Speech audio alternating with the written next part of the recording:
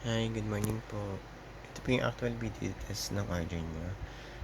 Galaxy GeForce GTX 1050 2GB DDR5. Yan po siya.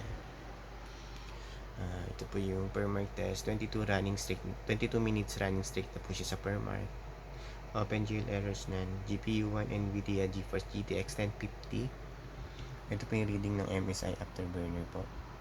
Tapos yung graph, yung orange line na nasa taas, smooth and stable lang. Napaka-straight lang po niya. Hanggang dulo po. Ito po yung buong screen. Wala pong kahit na anong issue like garbage display. Hindi po nagra-random restart and random shutdown. Hindi din po nag-hang and nag-freeze. Lalong-lalo na po walang artifacts at BSOB. Napaka-smooth and stable lang po.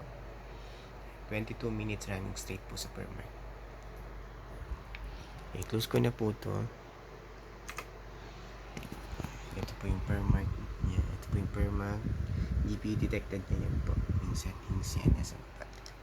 Close na po natin. MSI Afterburner po. Ito po yung nasa upper right corner ng screen. Yung pinocus ko po kanina. Yan po yung GPU detected. Close na rin po natin. GPU-Z. Rerun po natin to para legit po talaga. Sensor. Yan po. Yan po may reading hanggang baba. Close na rin po natin. Tapos rerun. And then rerun po natin. Rerun. Yes. GPU-Z. For NVIDIA GeForce GTX 1050. Memory type DDR5. Memory size 2048 MB or 2GB. Sensor.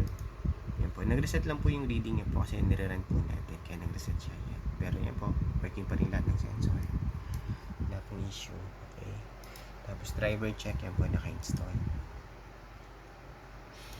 Automatic install lang po ito sa Windows 10. Yan. Pinaka-importante yan. Yan po. Driver version. Click po natin system information dito.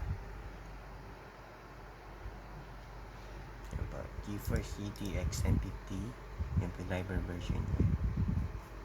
Dedicated video memory 2048 MB DDR5 or 2GB DDR5. Tapos device manager din po. Check natin. Display adapter.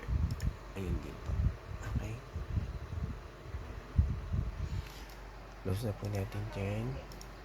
Tapos open naman po tayo ng web browser for time and date checking po. Ito po yung website. Ito po yung current date and time nung nire-record ko po itong video test. 10:43 AM, Tuesday, November 2, 2021. Okay, isa pa po. Google search page time now. 10:44 AM, Tuesday, November 22, 2021. Yan, same lang po sa kanina. Ito po yung website for counter checking. Ito din po yung isa. Okay po. Pakita ko po yung serial number sa likod. Ayan po yung gamit ko, HDMI cable po. Pero yung DVI display port working din po yun. Ito po yung sabihin serial number. Yan po yung nasa taas. Yung model yung nasa baba po yung serial number. Okay. Ayan pa. Ayan. Ayan po. Napakinis pa rin po niya. Yun lang po. Upload ko, shutdown ko na po ito. Para po mapak na namin ay mapaship out today. Yan, shutting na.